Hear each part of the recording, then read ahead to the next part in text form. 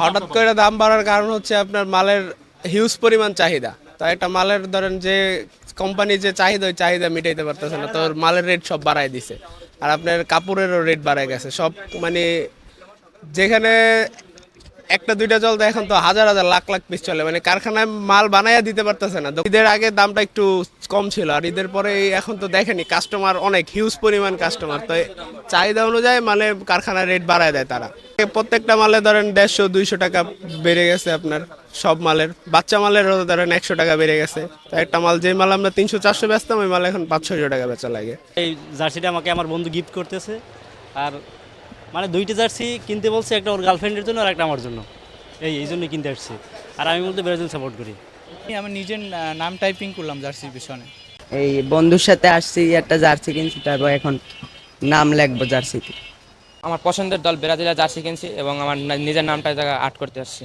আমি আর্জেন্টিনার ফ্যান, ছোটবেলা থেকে আর্জেন্টিনা করা হয়, এই কারণে আর কি আর্জেন্টিনার জন্য জার্সি কিনলাম আর কি। আমি এখানে প্রিন্ট করি, জার্সি বিক্রি করি। এই জার্সি দাম মোটামুটি মার্কেটে এখন যে পর্যন্ত যে পরিমাণে উৎপাদন হয় সেই পর্যন্ত বিক্রি করতে পারি না, মানে মার্কেট জার্সি পাওয়া যায় না। এই পর্যন্ত গেছে জার্সির দাম, যে জার্সির দাম 250 টাকা সেই জার্সি এখন বিক্রি করে 600 টাকা 800 টাকা এই পর্যন্ত।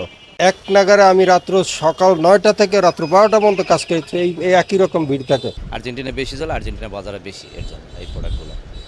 আর ব্রাজিলের সংখ্যা মানে স্লো চলে, এর জন্য কারখানায় তৈরিও করে কম, এর জন্য একটু টান আর কিছুই না।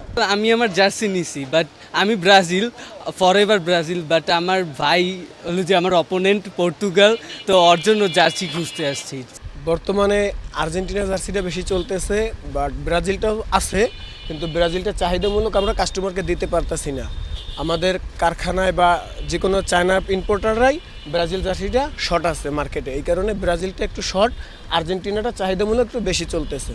আর্জেন্টিনার হোমটা এটাই বেশি চলতেছে, আর ব্রাজিলের এটা অ্যাভেলেবেল আছে, বাট হোমটা অ্যাভেলেবেল নাই, হলুদ কালারটা অ্যাভেলেবেল নাই। আর আমাদের কাছে আপনার লোকাল থেকে শুরু করে একবারে প্লে এডিশন পর্যন্ত পর্যাপ্ত পরিমাণ জার্সি আর্জেন্টিনারটাই আছে, বাট ব্রাজিলটা হোমটা কোনোটাই নাই, না আছে লোকালটা, না আছে প্লেয়ার এডিশনটা। স্পেনের জাবি আছে, পেদ্রি আছে, কুকুরায় আছে, লামিন ইয়ামাল আছে, এবং স্পেন খুবই ভালো দল, এই কারণে আমি স্পেনের জার্সি কিনছি।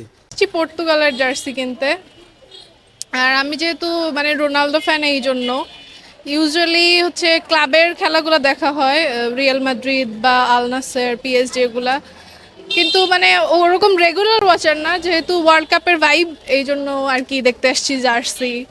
কিনবো যদি দাম অ্যাফোর্ডেবল হয় তাহলে।